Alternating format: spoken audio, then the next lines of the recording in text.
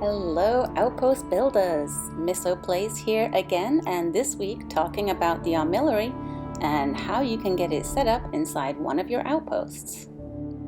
If you don't know what I'm talking about, I won't spoil it by going into details on how to unlock this, but if you do know, then you may also know that it can be a little bit tricky to actually build neatly inside one of your outposts. So here are a few methods you can try to get it to play nicely. If you've already tried building one of these, then this might seem familiar to you. In theory, it should be as simple as selecting the Armillary from your build menu and placing it down inside one of your HABs. But as you can see, expectation does not line up with reality, and instead of placing itself inside, it will transport itself to the roof, which is less than ideal. But there are a few ways we can trick it into doing what we want. The first step for this is going to be building one of the two-story four-walled HABs, as this is the only one in the regular build menu that is tall enough to allow you to place it down. Then, with that built, we're going to go find the Armillary under the quest items and place it down. As you can see, it can be a little tricky still, but it will go and looks pretty good. If you don't want to leave it sitting in your stairwell, however, there are a couple of things we have to do first, and that is go into decorations and pick either a floor mat or a rug, doesn't matter which. I'm going to place that one down first. Today I'm going to use this floor mat. So I'm going to get that lined up roughly where the Armillary will still place and put it on top of the mat. There we go. The rug is important because it's going to allow us to trick the game's collision detection into letting us place things in areas it usually wouldn't, like these square glass hydroponic HABs. The Armillary needs to be placed between these structural support pieces up on the ceiling, and unfortunately I've only managed to make this work with the two square glass HABs, as the ceilings on the other ones are just too low for the game to allow this to work.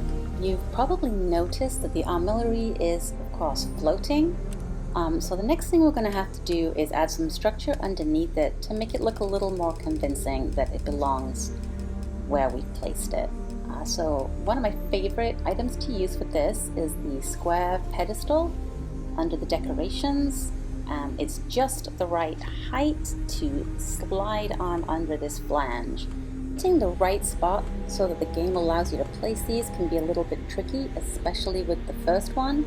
But once the first one's down, the rest tend to go in a little bit easier, as you can see. The square pillars are my favorite item to use for this because they're a really good color match for the Armillary. So when you've finished, it ends up looking like it was always just one solid object, which is really cool. You don't have to use the pillars here. If you want to use something else, you can. The collision detection right underneath the kind of tube part is very much intact, so it can't cross the middle. But things like these small coffee tables can give you some pretty cool shiny metal legs, and they're also a bit shorter and therefore easier to place, which is nice. And if legs are not what you're looking for and you want something a little bit sturdier, we can still get around that collision detection in the center if we go back to decorations and pull out another rug. Most of the larger furniture items in the game are too tall to really work with this, but the long oval table is just the right height.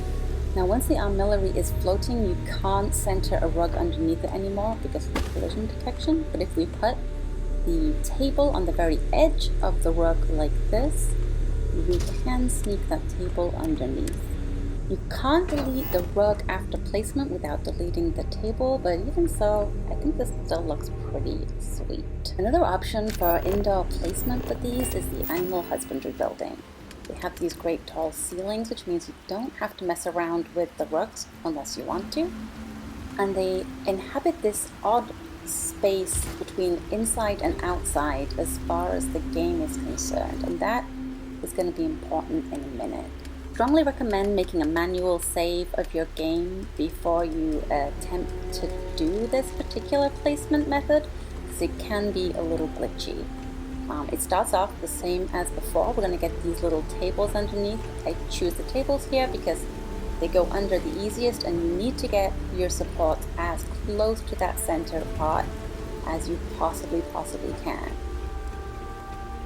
And of course you could leave it like this. It looks pretty cool, and the reflections on the roof there are kind of awesome.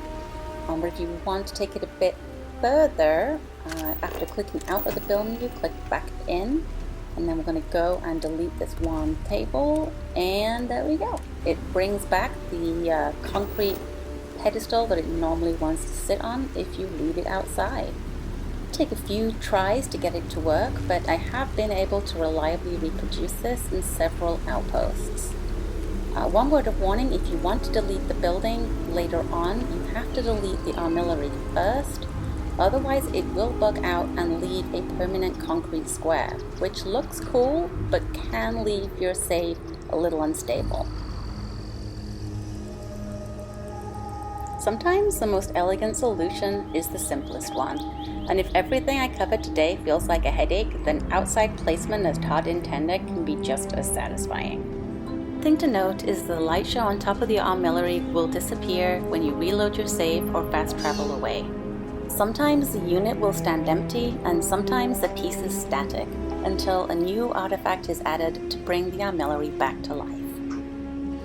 Either way, it's a really cool addition to any outpost, and building the perfect base to house it adds an immersive element that adds to the game. Thanks once again for watching. If you found this video helpful, please like and subscribe, and I'll be back next week with some more building tips and outpost tours. Until then, bye!